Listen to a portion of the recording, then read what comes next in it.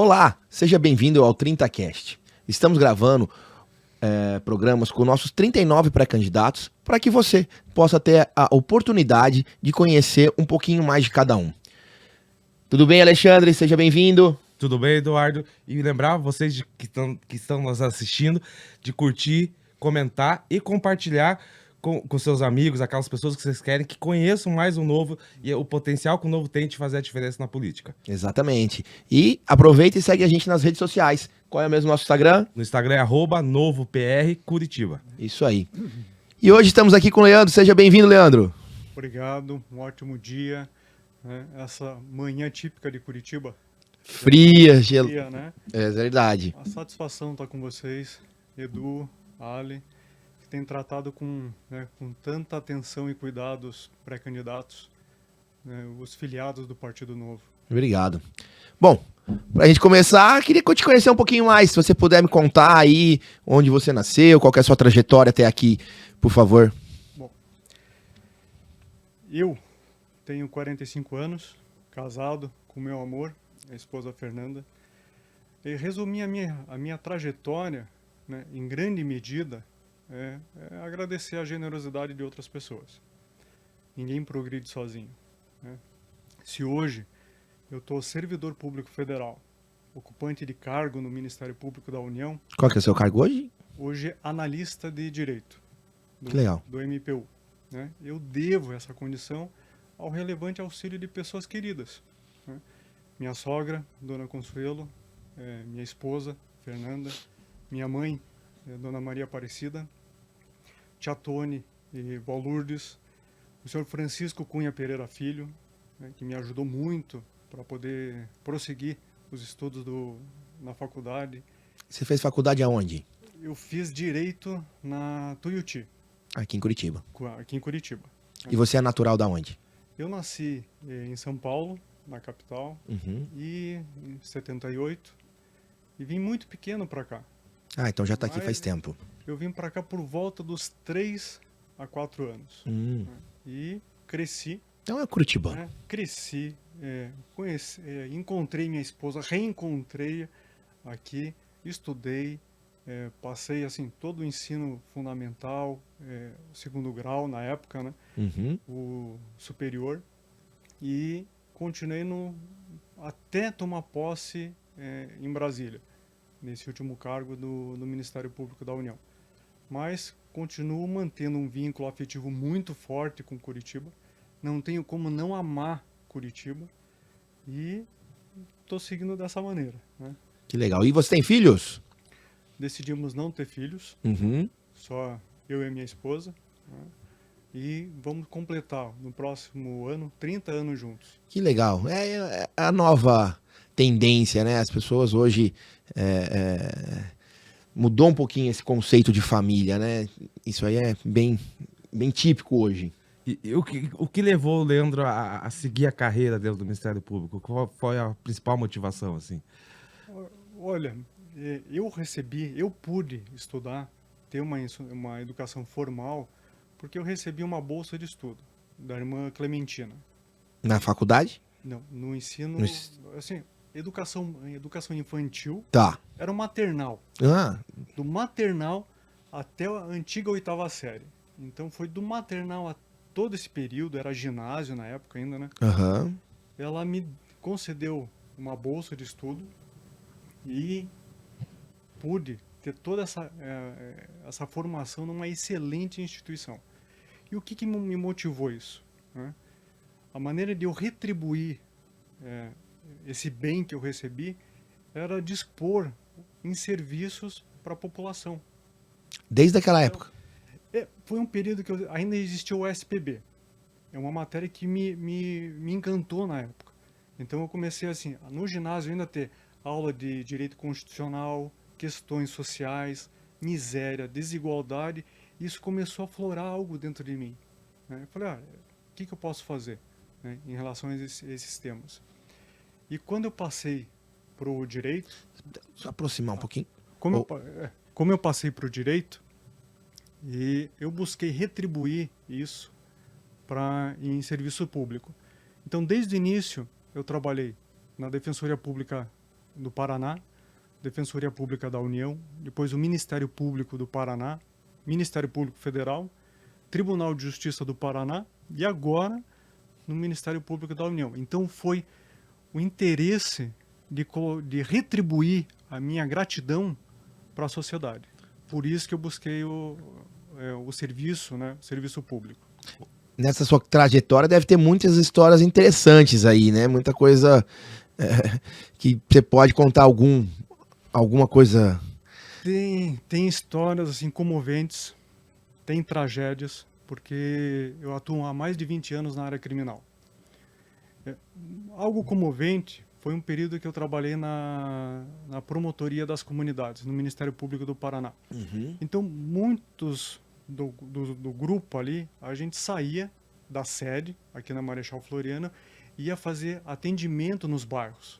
Então, o carro levava a gente, então a gente atendia em paróquias, em associações de bairro. E qual que era esse atendimento? Era para o público geral. Mas daí você... Então, a gente geralmente era mais para questões de família, investigação de paternidade.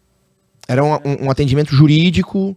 Isso, serviço jurídico, os estagiários, geralmente os estagiários ali de direito, acompanhado por um promotor, e a gente prestava a assistência jurídica para essas pessoas. E muitas histórias, principalmente investigação de paternidade, chegaram a nos comover. Porque muitos dos casos, né, eu lembro particularmente, eu chamei, né, veio a mãe e a menina, já era adolescente, e ela gostaria de reconhecer quem que era o pai, né? Só que o pai nunca soube do nascimento dela, nunca soube. E no momento que ele foi chamado, e tinha todo um cuidado, um zelo para tratar da questão, no momento que ele chegou para a audiência, ele falou assim: você não sabe como eu gostaria de ter te conhecido. Olha só, não foi dada a oportunidade para ele, né? Poxa, nossa, aquilo, né? Aquilo te esquenta, né? O coração. Então, são vários assuntos, vários casos que passaram, né? Esses realmente nos comovem e muitos nos embrutecem. Por exemplo, né? Porque isso comove, mas o que indigna? Sim, porque assim, por muito tempo eu lido na área de homicídios. Homicídios. Então, essa questão de homicídios, assim, crimes bárbaros que vitimaram vulneráveis, são coisas que eu não posso nem contar para vocês, para não chocar, né? Outras situações, eu trabalhei assim na área de homicídios, mas por um pedido que o Deltan fez para o Ministério Público do Distrito Federal para me lotar provisoriamente na Lava Jato, eu desenvolvi todo um trabalho dentro na equipe em busca do resgate do dinheiro que tinha sido desviado da sociedade. Então você trabalhou na Lava Jato? Também na Lava Jato. A minha experiência no Ministério Público Federal começou em 2003, na CC5, no caso Banestado. Temos 21 anos. Então foi em 2003 que eu conheci o Deltan nessa operação. Eu atuei nas duas grandes forças-tarefas instituídas no MPF. A CC5, caso Banestado, e a Lava Jato, né? O que a gente fez na CC5? Né? A gente conseguiu... Era apenas um menino. Era o guri, né? Eu tava ali... Recém-formado? Não, ainda... Nem tinha. Ainda estava no período ali, nos últimos anos da faculdade, estava no estágio, terminando o estágio de Direito. Houve uma seleção de estagiários, né, que acontece no MPF, a seleção de estagiários. Eu fui aprovado e fui destacado para a força-tarefa que estava iniciando aqui em Curitiba.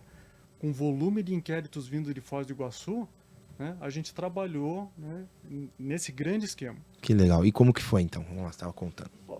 Foi montada uma estrutura junto foram destacados estagiários de Direito, procuradores da República, delegados da Polícia Federal. E a gente trabalhava em conjunto. O que a gente conseguiu desvendar? Era uma extensa rede de doleiros que usavam centenas de contas no estrangeiro para lavar dinheiro de origem criminosa, inclusive do tráfico de drogas e desvios de recursos públicos.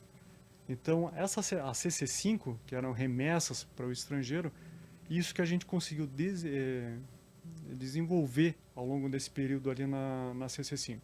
Né? Esse foi um ponto. E agora, em 2019, quando eu já estava como analista do MPDFT, o Deltan solicitou, né, precisava, né, a equipe era reduzida, né, um trabalho gigantesco na Lava, complexo e gigantesco trabalho na Lava Jato, e precisava de braço, né? E ele solicitou para o MPDFT a minha lotação provisória. Então eu vim como se fosse um empréstimo. Eu fui, assim, um empréstimo para a Lava Jato. Uhum. Né? E tive a oportunidade de fazer parte dessa grande equipe que foi a Lava Jato. E qual que é o seu sentimento hoje em ver tudo que está acontecendo com a Lava Jato, né? Então, acabando com todo o trabalho que vocês fizeram, né? Que era algo que mudou o Brasil, né? E era para mudar o curso das coisas, né? Mas e hoje estão acabando com ela. Como que você vê isso? Como que você sente? Qual o tamanho da sua frustração? Olha, na Lava Jato, na estrutura dela, foram destacados 3 analistas de direito, né, para funcionar nos grupos operacionais. Eu fui um deles. Né. A gente enfrentou 2 oponentes duríssimos na Lava Jato. Primeiro, o complexo e gigantesco volume de trabalho. E o segundo, o nefasto e poderoso sistema corrupto. Nós conseguimos superar o primeiro. E todos nós, brasileiros, fomos derrotados pelo segundo. Né? Então, assim, colegas viravam madrugada. 3, 4 horas da manhã trabalhando. Não tivemos férias, não tinha final de semana, não tinha feriado. Eu não lembro um domingo que eu não trabalhei para poder dar conta do trabalho. Nos corredores, né, nos bastidores da Lava Jato, eu falava, Deltan, horário de expediente, volume de trabalho, a qualidade que a gente precisa dar, a equação não fecha. A gente vai ter que se desdobrar. Não tem como. É humanamente impossível dar conta daquele volume de trabalho. E o que a gente vê? Por conta de uma narrativa, a operação toda foi destruída. Porque, de fato, o dinheiro existe, foi devolvido. Triplex está lá, o sítio está lá. Bolsas, carros e itens luxuosos, Quadros, né? tudo está lá. E ninguém devolve o dinheiro que não Não. devolveria o dinheiro. Então, É uma coisa assim. Existe confissão, ah, né?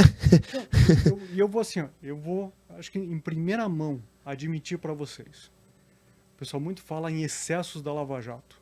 Realmente, 2 excessos na Lava Jato. Primeiro, excesso de trabalho e outro, excesso de zelo. Fora isso, é narrativa. Fora isso, é história. Porque o nosso grupo estava, de um lado, buscando resgatar o dinheiro e encontrar, responsabilizar as pessoas implicadas nesse tipo de crime. Né? Por outro lado, existiam os maiores escritórios, os melhores advogados, Maiores equipes. as maiores equipes jurídicas, e estávamos de um lado e eles fazendo o trabalho deles, né, de defesa dos clientes deles.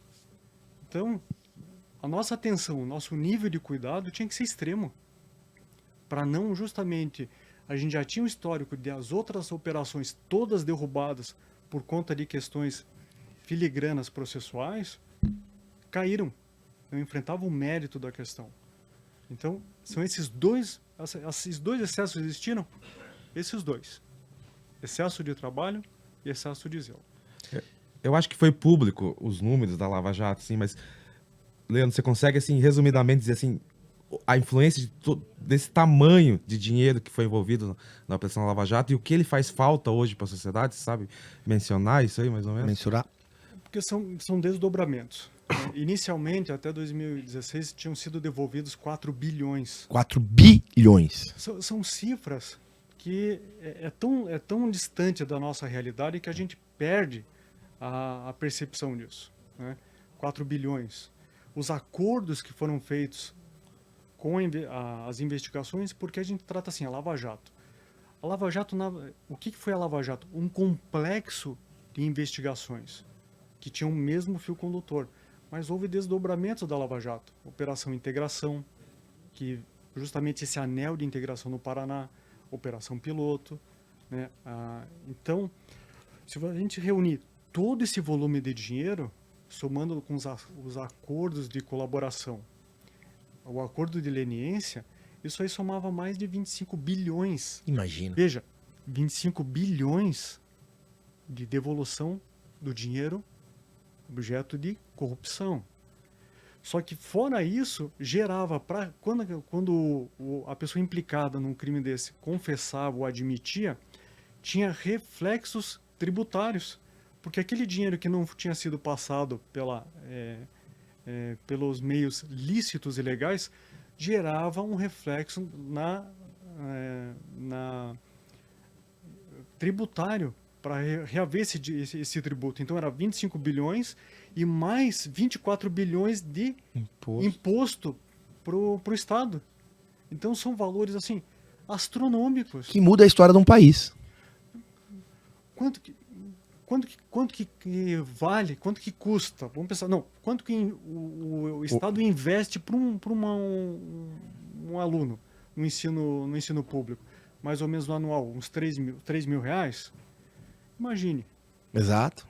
Quanto dinheiro para aparelhar polícia, para aparelhar escola, dar o retorno para a sociedade, que tanto falta hoje.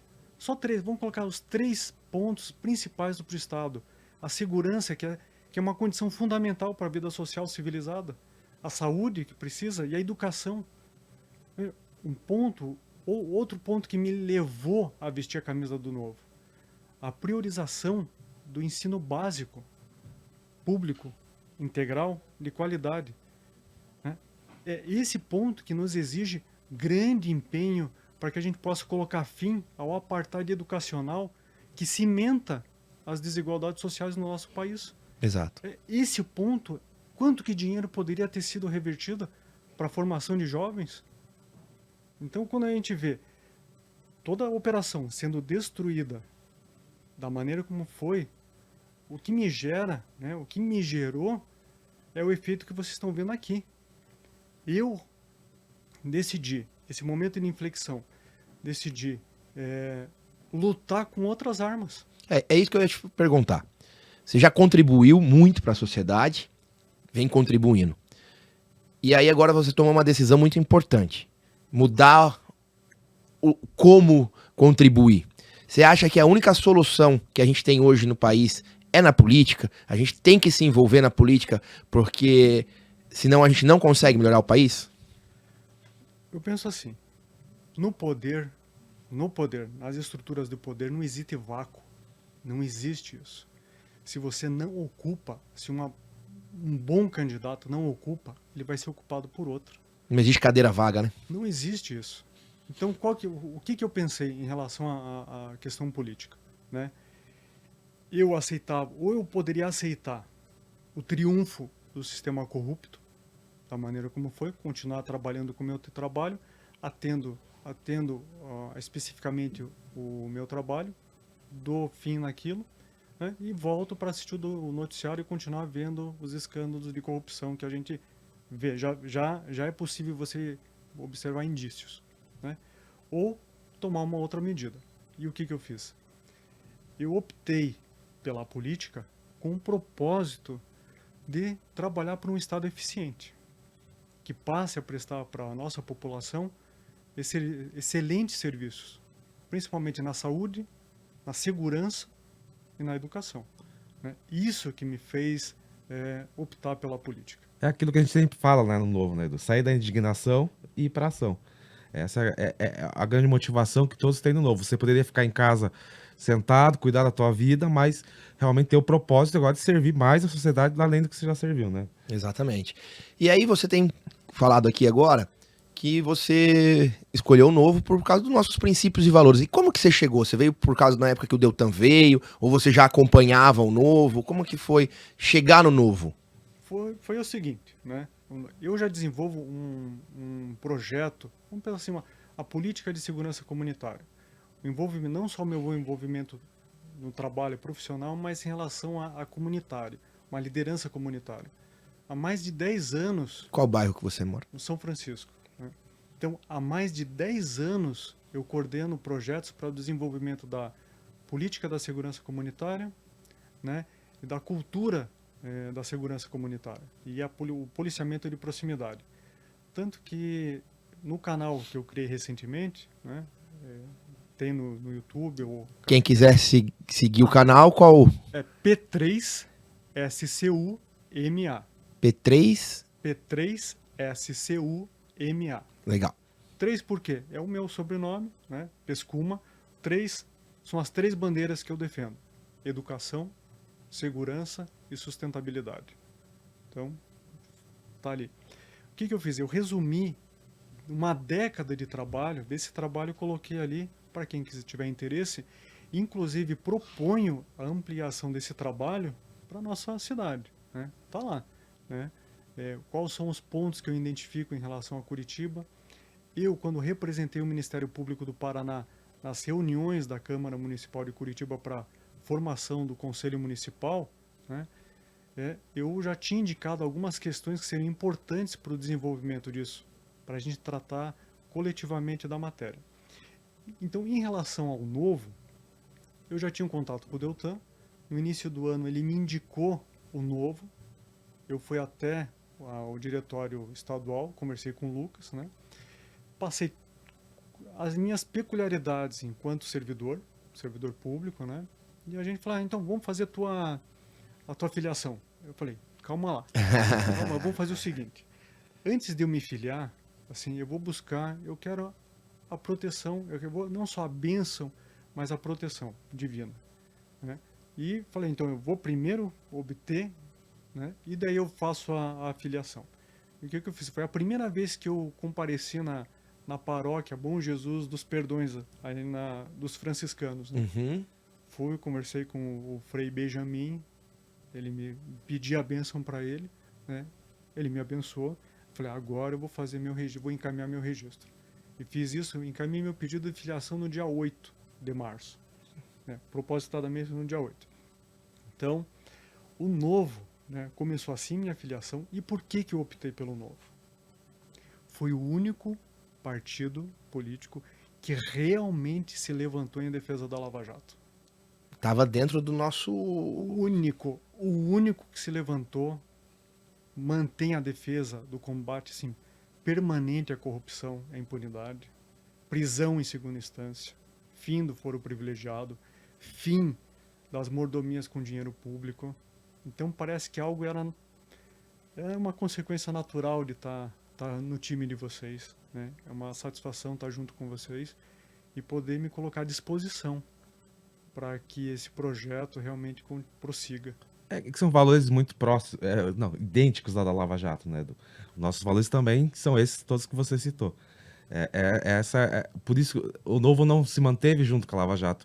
O Novo tem que se manter presente junto com a Lava Jato. Eu acho que essa conexão entre as duas situações é inerente. Não tem como separar a Lava Jato do Novo hoje, né? Exato, né? A gente busca muito tudo que você falou, né? O combate à corrupção.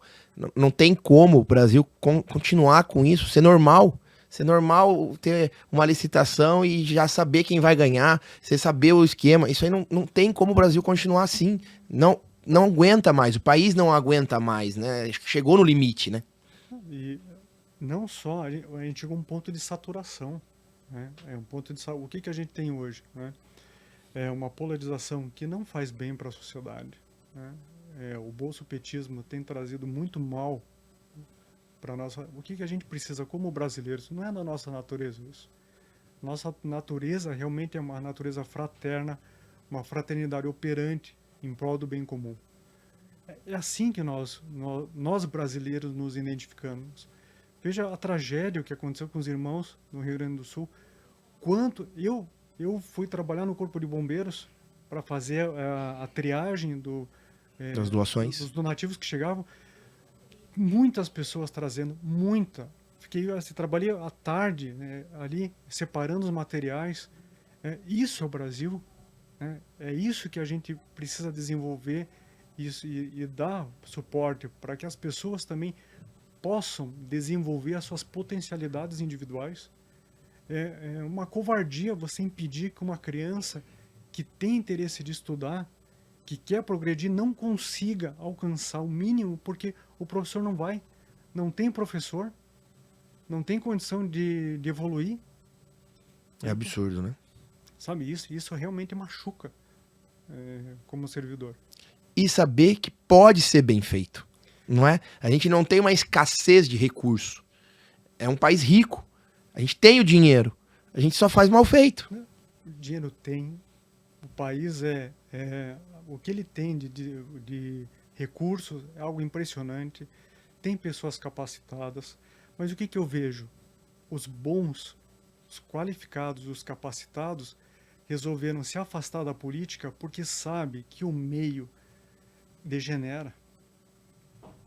Então o que a gente optou? Não quero fazer parte disso. Não vou fazer parte disso. Só que como que a gente sabe? Se você não dá o passo adiante e ocupa o espaço, outro aventureiro vai tomar o espaço. E eu vejo também muito que existe uma lacuna de uma geração que não se envolveu na política. Então a gente tem a velha guarda, que está lá na política há 40, 50 anos, são sempre os mesmos. Aí tem uma lacuna. E agora uma nova geração, a nossa geração, ali com 40, 45 anos, que está começando a se envolver. Acho que a gente vai conseguir uma boa renovação, a gente depende agora das pessoas entenderem e comprarem esse projeto, principalmente o novo, né? São pessoas que não faziam parte da política, que não têm familiares na política, que não vêm com uma herança política, que estão começando a se envolver, né? Essa mudança já começou, eu vejo. Se a gente olhar aqui em Curitiba, a gente tem 2 vereadoras do Novo que nunca eram da política, não tinham um histórico familiar de política e estão lá. E agora a gente tem a oportunidade de fazer uma bancada histórica, para ser a primeira vez, tanto do Novo, de ter uma bancada grande, como é a primeira vez de Curitiba ter uma bancada totalmente renovada, de pessoas novas que estão com um bom projeto, que estão entrando pelo bem e não por um projeto pessoal. Então, assim, hoje Curitiba tem uma oportunidade de realmente mostrar que é uma cidade inovadora, que quer mudança, que cansou de estar sendo sempre pelos mesmos. E uma oportunidade de ter candidatos preparados, né? Porque o Novo, a gente fala que além de ser um partido político, é uma estrutura, uma comunidade que dá formação, que dá conhecimento para que as pessoas possam ocupar as cadeiras lá na Câmara de Vereadores, aqui agora, com capacitação, pessoas preparadas realmente para ocupar aquele lugar, né? Mas, Leandro, estamos chegando ao fim. Foi muito bom esse bate-papo, muito feliz, muito orgulhoso de ter você com a gente, sua história aí nos orgulha, né? Acho que todo brasileiro tem orgulho da Lava Jato. E eu estar de frente com alguém que trabalhou, que fez parte disso, me dá muito orgulho. Fico muito esperançoso. E defender o dinheiro do pagador de impostos. Exato. E é muito assim, eu fico muito esperançoso de ver que, mesmo com as frustrações que vocês devem ter, porque se eu fico frustrado só de olhar, imagina quem realmente estava lá dentro, o tamanho da frustração.